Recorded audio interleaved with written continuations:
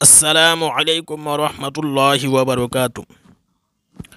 ইছলামত পিতৃতকৈ মাতৃৰ হক বেছি। ইছলামত পিতৃ মাতৃ দিৱস বুলি একো নাই।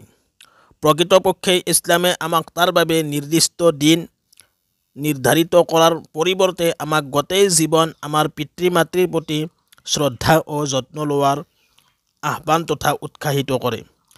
আল্লাহ তাআলাই আমাক পিতৃ মাতৃৰ সৈতে সদ্য ব্যৱহাৰ কৰাৰ নিৰ্দেশ দিছে।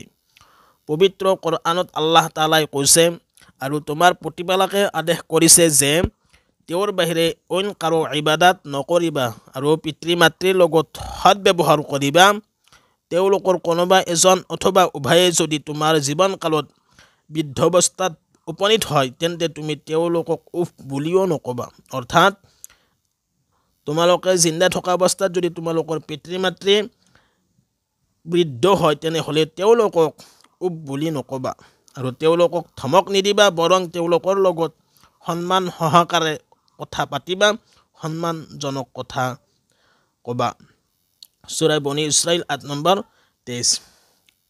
সন্তানৰ বাবে পিতৃ মাতৃ উভয়কে সেৱা শুশ্ৰূষা কৰা আৱশ্যক, কিন্তু গুৰুত্বৰ দিশৰ পৰা মাতৃৰ অধিকাৰ বেছি, কাৰণ মাতৃয়ে সন্তানৰ বাবে অনেক বেছি দুখ কষ্ট স্বীকাৰ কৰে।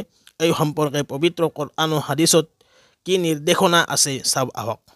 মহান আল্লাহ তাআলাই কৈছে, মই মানুহক তাৰ পিতৃ মাতৃৰ প্ৰতি সৎ ব্যৱহাৰ কৰিবলৈ আদেশ কৰিছোঁ।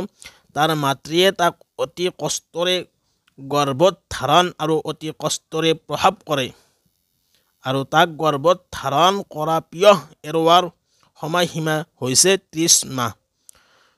সূৰা আল কাহফ আয়াত নম্বৰ ১৫।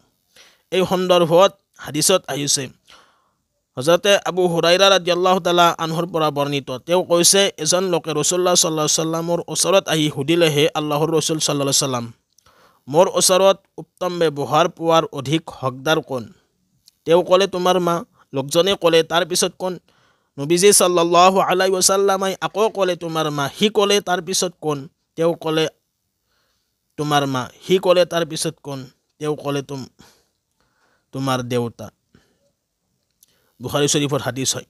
ৰাসূলুল্লাহ সাল্লাল্লাহু আলাইহি ওয়াসাল্লামৰ এই বাণী উপৰোক্ত কোৰআনৰ আয়াতত ব্যাখ্যাৰ কাৰণ মাকৰ ৩ গুণ বেছি অধিকাৰৰ প্ৰতি ইংগিত কৰা হৈছে। মাতৃয়ে দুখ কষ্ট কৰি গৰ্ভত ধাৰণ কৰে, মাকে দুখ কষ্ট কৰি তাক প্ৰসৱ কৰে। ৩ নম্বৰ, মাতৃৰ গৰ্ভধাৰণ ও দুধ পান কৰোঁতে ৩০ মাহ লাগে, অৰ্থাৎ ৩০ মাহৰ পিছত সেই কেঁচুৱা বাচ্চাক গাখীৰ খাবলৈ দিব নালাগে। আসসালামু আলাইকুম ৰহমতুল্লাহি ওয়া বাৰাকাতুহু।